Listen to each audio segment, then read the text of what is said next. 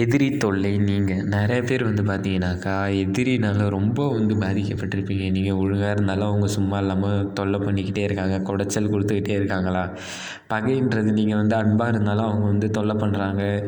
எதிரி எனக்கு இருக்கவே கூடாது, நான் அமைதியாக இருக்கேன், எனக்கு தொல்லை பண்ணுறாங்க. கடன் கொடுத்தவங்கள கேட்டால் கடன் தரமாட்டுறாங்க, நம்ம கொடுத்த காசு கேட்டால் கூட தரமாட்டுறாங்க, எதிரியாட்டம் பார்க்குறாங்க. அப்படின்றவங்களுக்கு கூட கடன் பிரச்சனை தீர்ந்துடும், எதிரி தொல்லை நீங்கிரும்.